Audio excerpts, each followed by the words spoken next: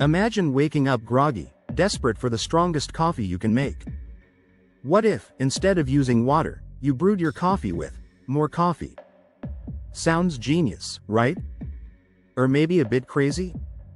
This bold experiment, often called double brewing, promises an ultra-concentrated, highly caffeinated cup that pushes the limits of flavor, bitterness, and intensity.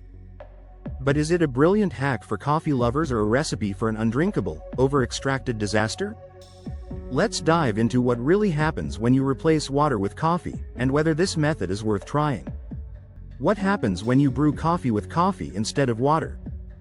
Intensified flavor profile. When coffee is brewed, water extracts the soluble compounds from the coffee grounds, including flavors, oils, acids, and caffeine.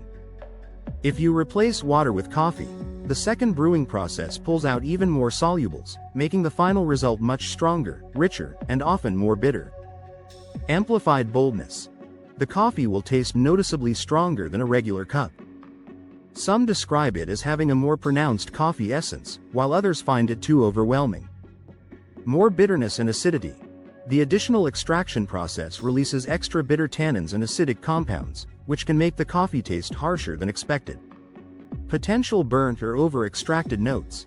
Since the first batch has already absorbed many of the flavorful compounds from the beans, the second brew might extract unwanted, burnt, or astringent notes.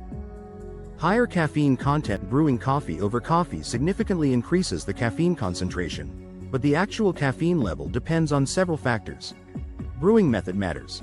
If you use an espresso or mocha pot, caffeine levels will skyrocket. However, if you use a slow extraction method like cold brew, the increase is more gradual. Coffee bean type affects caffeine levels. Robusta beans have nearly twice the caffeine of Arabica beans. If you double brew with Robusta, expect an extreme caffeine hit. Brew strength multiplies. A standard cup of coffee contains 80,120 milligrams of caffeine per 8 ounces. Double brewing could easily push this to 200,300 milligrams per cup, which is close to an energy drink or a double espresso. Warning: too much caffeine can lead to jitteriness, heart palpitations, and upset stomach. Increased acidity and bitterness. Coffee naturally contains acids like chlorogenic acid, which breaks down into quinic and caffeic acids during brewing. The double extraction pulls out more acidic compounds, potentially leading to stomach discomfort, acid reflux, or an overly tangy flavor. Some people describe the taste as ashy or burnt, similar to over-roasted coffee. How to reduce acidity and bitterness? Use light or medium roast beans instead of dark roast. Darker roasts already have broken down acids, but they get more bitter when double brewed. Try cold brewing instead of hot brewing for a smoother taste. Use a coarser grind size to slow extraction and avoid pulling out excessive bitterness. Thicker, syrupy texture. Brewing coffee over coffee results in a thicker mouthfeel, similar to espresso. The reason? More dissolved solids are extracted. The coffee develops a concentrated, almost syrupy consistency. Some people compare it to Turkish coffee or mocha pot coffee, where fine grounds contribute to a denser texture. This can be great for coffee lovers who prefer a bold, heavy-bodied brew but may not be ideal for those who enjoy light, crisp coffee. Best ways to brew coffee over coffee. If you're curious to try it, here are some recommended methods to get the best balance between strength and drinkability. Cold brew over cold brew, smooth and strong. Brew a batch of cold brew using coarsely ground coffee and let it steep for 12-24 hours. Instead of using water, brew a second batch with the first cold brew as the liquid. The result? A super concentrated, low-acid coffee that's smooth yet highly caffeinated. Drip coffee over espresso, red-eye variant. Brew an espresso shot and use it instead of water in a drip coffee maker or pour over.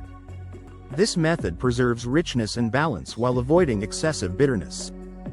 It's similar to a red-eye coffee, which is a drip coffee mixed with espresso for an extreme caffeine boost. French press with coffee instead of water. Brew a strong French press coffee and use it instead of water to steep a second batch. The result? A bold and gritty coffee with a heavier body. Pro tip: reduce the steeping time for the second brew to avoid too much bitterness. Mocha pot with coffee instead of water, intense and espresso-like. Using a mocha pot, brew a strong espresso-like coffee. Use that coffee instead of water to brew another batch in the mocha pot. Expect a dense, supercharged coffee with extreme strength, approaching syrup-like consistency. Pour over coffee, balanced yet strong. Brew a standard pour over coffee, Chemex, V60, etc. Instead of water, use this coffee to make another pour over batch. Since pour over methods regulate extraction well, this keeps the coffee strong but not overpowering. Should you try it? If you love bold coffee and want to experiment with an intensely strong and highly caffeinated brew, this might be fun to try. However, keep in mind, it's great for strong coffee lovers. It can be a good pre-workout or energy boost. It works well for espresso-like coffee lovers. But it can be overly bitter or acidic. It may cause caffeine jitters or stomach discomfort. It's not for mild coffee drinkers. If you try it, experiment with different beans, roast levels, and grind sizes to find the perfect balance. Would you give it a shot, or does it sound too intense?